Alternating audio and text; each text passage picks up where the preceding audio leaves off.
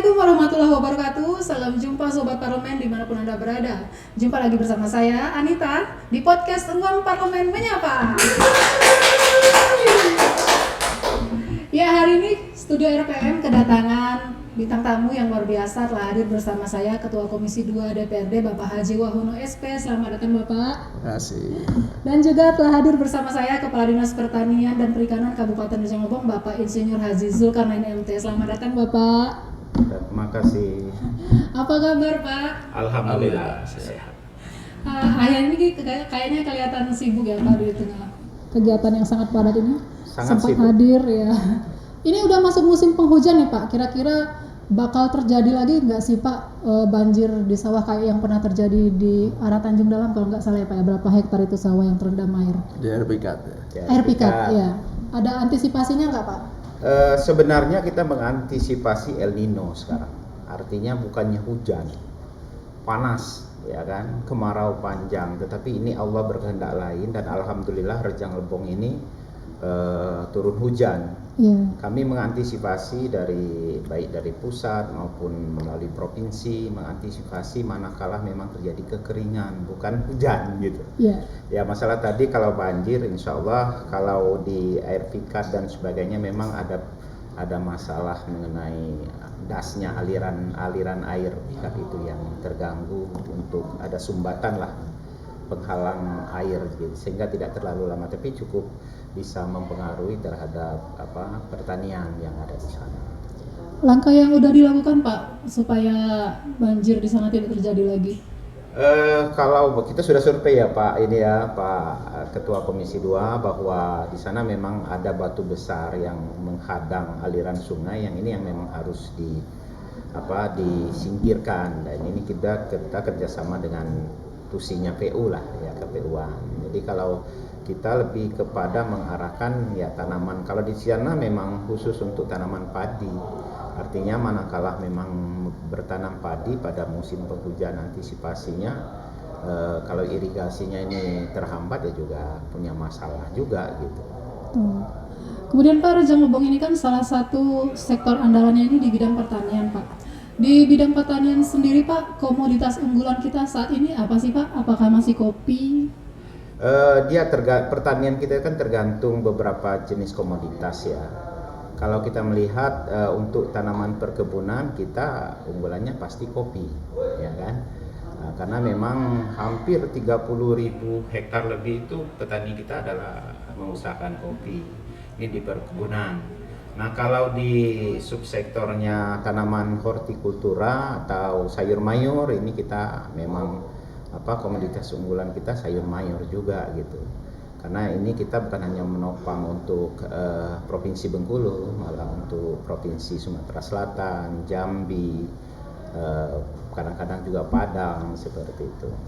Ya, ini beberapa waktu lalu sempat juga dari perwakilan petani ya Pak ya menghadap ke anggota DPRD Bapak untuk terutama dalam penyaluran pupuk nih sama bibit. Kemarin kalau kita boleh tahu detailnya gimana sih Pak? Baik, terima kasih Mbak Anita. Jadi pupuk ini kan merupakan sarana produksi ya, dan ini memang itu sangat diperlukan bagi semua petani.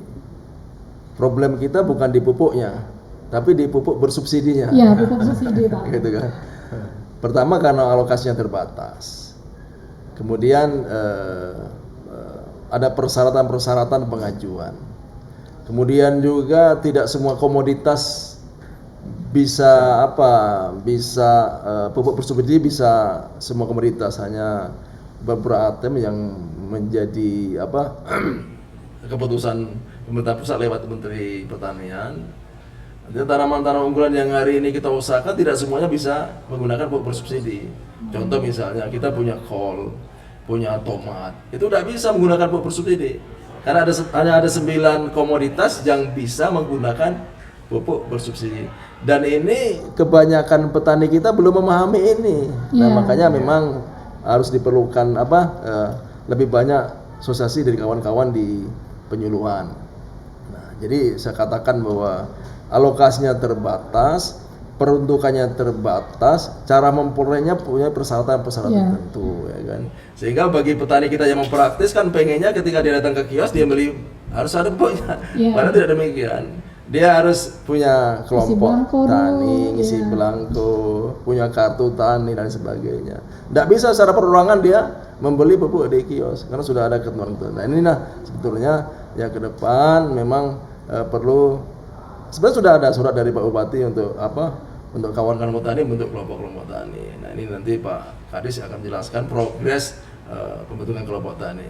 Karena tanpa kelompok tani mereka nggak mungkin mendapatkan pupuk bersubsidi. Bersubsidi, ya. Padahal hampir mayoritas petani kita sangat tergantung dengan Pupuk. subsidi karena harganya memang Lebih murah, jauh Pak. lebih murah. Mungkin itu, Pak. Jadi mungkin karena banyak yang tidak sesuai dengan jenisnya, jadi sistemnya supaya kita mendapatkan pupuk itu, apakah kita memang menerima saja yang dialokasikan oleh pemerintah atau kita ngajukan dulu nih Pak, kami butuhnya pupuk jenis Ya. ini.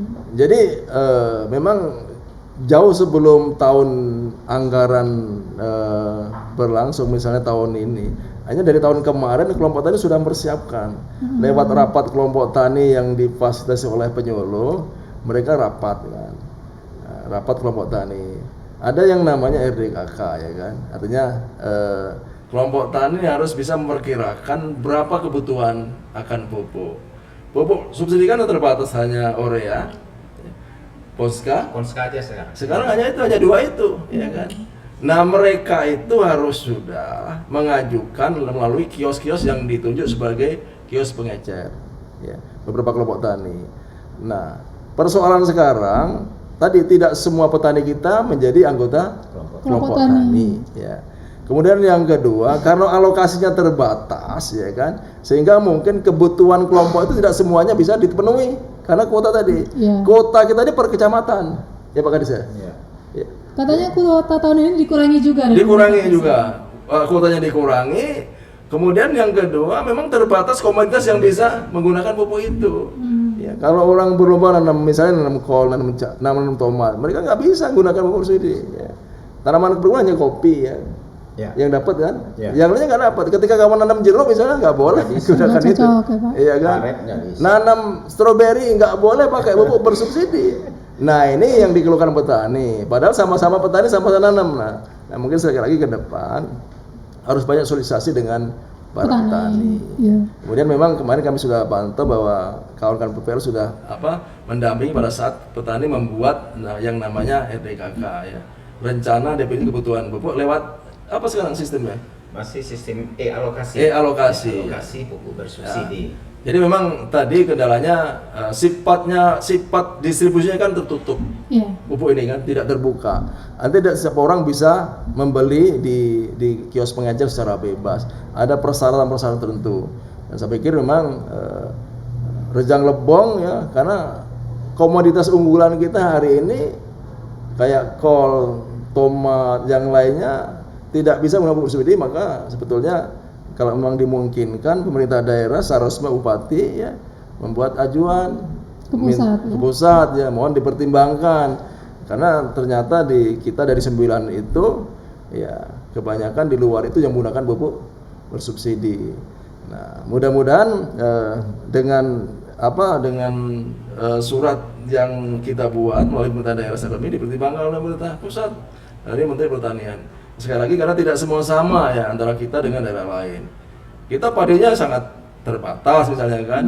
Bisa jadi nanti pupuk ureanya kita yang bertumpuk ya. Tapi nggak mubazir Pak ya. Ya karena tadi penggunanya kan yang banyak kita Ponska yang lain. Nah ini mungkin ke depan jadi PR kami lah itu kan. Nah saya ingin sedikit yang berkaitan dengan tadi yang banjir tadi Mbak Nita ya. Ini ya walaupun ini kita El Nino tapi kan ini kita terakhir ada banyak hujan. Nah, kendalanya tadi benar di aliran sungai. Dan kemarin pada saat Musrembang Kabupaten ini menjadi prioritas kita ke depan. Untuk tahun ini ya Pak? Tahun 2024. Ini jadi prioritas pertama, kemarin sudah kita bicara dengan Pak Bupati, sepakat beliau ini menjadi prioritas pertama yang akan kita bangun untuk menanggulangi banjir di air pikat tempat pulau di Kecamatan Bermani Hulu. Mungkin itu tambahan. Mudah-mudahan tidak terjadi ya Pak ya. Insya Allah tidak terjadi. Soalnya di Curug kan curah hujannya nih Tinggi, ya, ya. kadang bikin ini. Ini Pak terkait masalah tadi pengajuan ke pusat nih Pak. Kalau dari Dinas Pertanian sendiri untuk tahun 2024 ini ada rencana untuk meningkatkan ini enggak jumlah pupuknya Pak yang diajukan diminta ke pusat Pak? Kami menambahkan yang disampaikan oleh Pak Ketua Komisi 2 Pak Juwahono. Kalau surat itu dari awal sudah kita bersurat Pak. Sudah bersurat, ya? Sudah melalui provinsi karena ini kan ke provinsi pada saat kita mendapatkan Kementan itu mengenai alokasi pupuk bersubsidi. Nah, tetapi tidak bisa memang juga kita bisa melakukan secara menambahkan tadi. Iya. Karena memang saya inginnya real di lapangan. Jangan sampai ada kelompok tani yang nantinya menanam di luar tak komoditas. Untuk kalau hortikultura itu hanya cabai, bawang merah dengan bawang putih Yang dapat subsidi. yang Pak? dapat Yeah. subsidi. Nah, di luar itu saya tidak memperkenankan petani kita misalnya biar kami mengusulkan nanti nanam cabai gitu. Iya. Pas pada saat alokasi dia menanam tomat atau menanam ini, saya tidak memperkenankan itu. Ya, misalnya cabai lagi mahal, cabai yang ditanam gitu. Ya, kalau cabai dia dapat bersubsidi, Dapat silakan, bersubsidi. silakan. Tapi kan tidak mungkin petani kita nanam cabai semua. Iya. Kemudian tidak mungkin juga petani kita nanam bawang merah semua. Bawang putih apalagi, karena bawang putih ini secara agroklimatnya, secara cuaca ketinggian itu tidak begitu bagus untuk tempat kita. Nah, ini masalahnya seperti yang disampaikan oleh Pak Ketua Komisi 2. Lalu di subsektor perkebunan yang hanya dapat itu hanya kopi. Nah, tadi saya menyampaikan bahwa 30.000 hektar tuh yang nanam kopi. Nah, itu yang ada. Cuman permasalahannya sampaikan oleh Pak Ketua tadi, sampai sekarang Pak Ketua itu untuk kelompok tani kita ini udah 12.000 lebih. 12.000, tetapi itu belum menjangkau. Kami kemarin sepakat waktu 2021 saya ditugaskan di sana, itu baru 40% daripada petani kita. Dari 12.000 itu? Iya, Itu belum kelompok semuanya, tani. Pak? Berarti kan itu baru 40%, artinya ada 60% petani kita tidak berbentuk kelompok tani yang tidak akan mendapatkan pupuk bersubsidi. Betul. Nah, ini problemanya ini memang ini Pak Ketua. Ya. Belum lagi ada kelompok tani tetapi dia tidak mengusulkan. Itu ada yang terjadi. Ditambah lagi dengan kita bahwa terjadi sekarang kan ada padu padan NIK. Ya. Jadi ada yang memang NIK-nya, ada salah satu kelompok tani di Curug Utara misalnya. Ada itu NIK-nya nggak bisa masuk tuh. Ya mungkin harusnya dicapilkan ininya. Memang mungkin problemanya sama. Ada saya juga pernah mendapat keluhan dari keluarga yang misalnya dari dinas sosial nggak bisa padu padan NIK-nya nih. Masih ada problema di situ. Nah, ini juga menghambat. Nah, kembali lagi tadi penumbuhan kelompok tani ini kita gencar karena kami menghimbau di sini kelompok tani petani tidak akan bisa mendapatkan akses dari bantuan pemerintah maupun pemerintah daerah kalau dia tidak membentuk kelompok tani. Karena dengan kelompok tani inilah dia terdaftar yang namanya di Sistem Manajemen Penyuluhan Pertanian.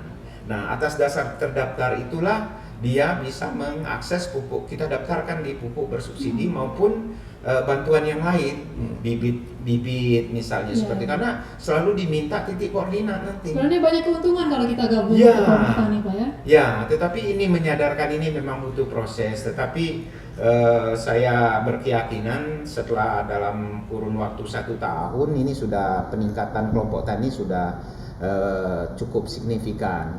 Tetapi ya itu tadi, kalau kita melihat lagi kembali ke jumlah tenaga kerja di sektor pertanian ini Mbak Nita hampir 50% loh petani kita ya, dari jumlah penduduk kita gitu kan.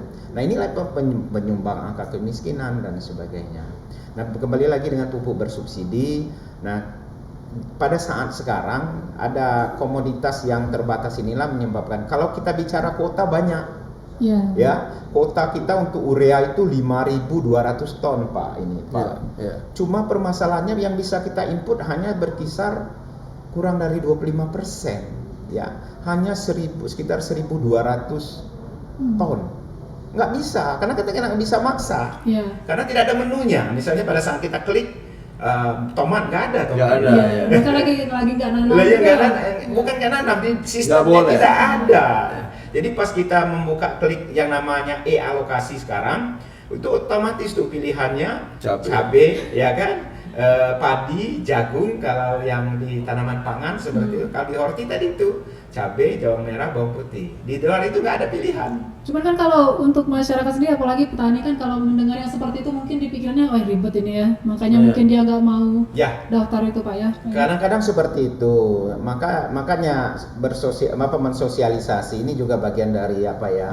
Podcast ini membantu mensosialisasi ke masyarakat. Kadang-kadang dengan gampangnya, tuh pupuk bersubsidi susah, sebenarnya tidak susah. Kasih aja daftar yang mau diusulkan nanti, tapi tidak setiap saat kita bisa membuka. Ya. Itu close-nya itu pada kemarin tanggal 12 Desember 2022. Jadi pada jam 00, nah itu sudah Masuk. udah selesai gitu. Nah itu sampai Pak Bupati tuh ngeklik terakhirnya. jadi tidak semua bisa mengakses itu. Ini Pak, kalau untuk misalnya warga desa ini dia baru mau daftar kelompok tani atau baru mau membentuk, ini kan dia bingung nih mau kemana. Apakah di setiap desa itu sudah pasti ada penyuluh pertanian gitu Pak? Ya, para petani kita punya 10 BPP, Balai Penyuluhan Pertanian. Nah, tetapi sekarang memang masalah kita semakin berkurangnya tenaga penyuluh. Nah, kita berharap memang ke depan kalau ini memang di undang-undangnya juga mengharuskan atau menyarankan adanya penyuluh mandiri. Nah, untuk sekarang semua tercover, tetapi ada satu penyuluh mungkin beberapa desa. Ya. Nah, itu. Jadi kalau masyarakat kita ingin membentuk kelompok tani, kalaulah memang penyuluhnya pada saat itu tidak ada, bisa langsung ke BPP. BPP Pak Ya, kita punya BPP yang di wilayah perkotaan ini ada BPP Sampai Lama untuk wilayah Curug Utara, Curug Timur, ya kan. Kemudian untuk Curug Tengah, Curug Selatan itu ada BPP Lupu Ubar yang tidak terlalu jauh lah. Itu untuk wilayah perkotaan. Kalau di wilayah Bermani Ulu ada BPP Air Fikat, Bermani Ulu Raya itu ada BPP Palapan. Ya kan wilayah ke Selukurjang ada BPP Air Duku yang di belakang kantor camat, kemudian di Sindang Klingi ada BPP Mojorjo, sampai ke Kota Padang lah ada BPP kita. Mudah-mudahan bisa menyentuh Pak ya, walaupun masih memegang beberapa desa, misalnya satu penyuluh. Sebenarnya ada ini nggak sih Pak? Ada keinginan untuk menambah jumlah tenaga penyuluh nih nggak Pak? Kira-kira kalau melihat kebutuhan yang ada sekarang? Ya dari udah beberapa tahun yang lalu memang kita pengennya ada penambahan tenaga penyuluh yang ASN kan. Upaya dari pemerintah daerah sudah sering meminta alokasi untuk penyuluh kan begitu. Cuman mungkin dari pusat kan punya pertimbangan lain. Saya juga nggak tahu ke depan ini banyak juga penyuluh yang pensiun. Ya. Tahun ini 5 orang. 5 orang, wah kurang lagi tuh Pak. Satu orang aja megang berapa desa tuh Pak? Idealnya kan satu penyuluh satu desa. satu desa binaan ya kan, Ya, sehingga dia punya jadwal untuk berkunjung ke kelompok-kelompok tani. Ya. Mungkin kalau tidak ASN bisa sistem kontrak dulu. Bisa, dulu pernah kita masih ada tenaga kontrak. kontrak, tapi tenaga kontrak dari kementerian. Iya. Oh gitu. Tinggal saya pikir kalau memang ada Formasi. ada keinginan yang sama di pemerintah daerah, bisa kita ngadakan penyuluh kontrak yang memang alokasinya dari anggaran kita. Dimungkinkan itu, tinggal tergantung kita kan. Cuman kalau menurut Pak Agris masih cukup satu orang dengan 5 desa kan kasihan mereka. Apalagi misalnya mereka tidak diberikan semacam transportnya. Jadi pada mau negeri. Karena idealnya kan penyuluh itu harus mendatangi kelompok tani 2 minggu sekali loh, ya kan begitu. Sehingga tadi termasuk untuk progres pembentukan kelompok tani lebih dipercepat. Apalagi desanya jauh-jauh. Nah, makanya jangkauannya jauh misalnya kan. Tadi, ini memang terkadang harus banyak sosialisasi karena masyarakat tahunya dia pengen pupuk ada, padahal ada persyaratan. Nah, ini yang terus kalau nggak dapat nuduhnya wah ditimbun. Susah. Benar. Kayak urea tadi mungkin kita oper dari kuota. Tapi tadi pertama kelompok tani yang kemarin yang kita import ternyata nggak semuanya import karena dia komoditasnya nggak sesuai kan. Dia nggak nanam padi, dia nggak nanam cabai. Ya. Yang dia punya misalnya kan coklat, ya kan, jeruk, kan nggak bisa masuk di sistem itu. Nah, jadi mungkin bagi petani yang 9 komoditas itu mungkin yang kita gerakkan untuk kelompok tani. Mudah-mudahan ya Pak ya, tahun ini sudah tercukupi semuanya. Di tahun ini juga Pak, mudah-mudahan cukup. Amin. Kalau pupuk, untuk tahun ini belum ada Pak ya lagi kesulitan dapat pupuk atau udah lancar? Itu tadi permasalahannya tadi tidak semua Masih petani belum- bisa Iya. mengakses pupuk bersubsidi. Pas dia datang ke kios ya yang punya daftarnya kan dia by name, by Iya. name, by address, nick lagi sekarang kan. Berarti harus daftar dulu ya. Harus Buat membentuk kelompok tani. Buat kelompok Kelompok tani. tani. Harus bentuk kelompok tani. Itu komoditasnya yang ditanam. Ya. Iya. Yang belum ada kelompok, nah, Segera cari membentuk informasi. kelompok tani. Kalau Iya. mencari informasinya kemana nih Pak? Ke Pak Kadesnya mungkin dia kan mungkin kalau mau ke Penyuluh. kantor pertanian jauh. Dengan penyuluh kita kan. Oh, penyuluh Mas pasti koordinasi dengan Pasti Pak ada, Kades ya Pak ya. ya. Nanti tinggal tanya aja ke Pak Kadesnya minta Ya. kontak penyuluh yang ada di desa. Gitu. Kan sebenarnya sederhana syarat bentuk kelompok tani kan. 10 orang udah bisa sekarang. Iya. 10 orang berkumpul ya. Betul. Dia panggil Pak PPL, dia panggil perangkat desa, ya kan? Sudah rapat untuk berita acara, selesai lapor Minimal BPP. 10 tapi ya Ya Pak. minimal. Itu selesai kan? Sederhana sekali sebetulnya. Ya kan? sebenarnya semuanya diurus PPL juga administrasinya. Iya, Iya, Ya. dibantu. Bukan petaninya yang bolak-balik, aman aja, tenang aja ada PPL. Oke, Pak Baik. Ketua Komisi, Pak Kadis, terima kasih sudah meluangkan waktu di studio RPM dan kami juga ucapkan selamat berusaha selamat bercocok tanam lah Bapak petani. Semoga cuaca selalu bagus dan diberi Amin. hasil panen yang berlimpah. Gimana? Amin. Petani apa? Petani sukses ya? Apa slogannya Pak? Pertanian. KTNA. Iya, gimana? Gimana tuh Pak? KTNA Enggak, yang pertanian, pertanian. Apa ini? kalau Slogan. perkebunan jaya. Oh, Jaya. Gimana tuh Oke, Pak? satu perkebunan Jaya. jaya. Wah, kita juga punya nih Pak. Apa tuh? Parlemen berdaya, Rejang Lebong bercahaya. Oke. Sobat RPM, demikianlah tadi obrolan saya bersama Ketua Komisi 2 DPRD, Bapak Haji Wahono SP, dan juga Kepala Dinas Pertanian Kabupaten Rejang Lebong, Bapak Insinyur Haji Zulkarnain MT. Akhirnya kami pamit undur diri, dan sampai jumpa di podcast lainnya. Jangan lupa untuk di-follow semua media sosial Humas DPRD Rejang Lebong di Facebook, YouTube, TikTok, dan Instagram. Akhirnya saya Anita pamit undur diri bersama Bapak Ketua Komisi dan Bapak Kadis.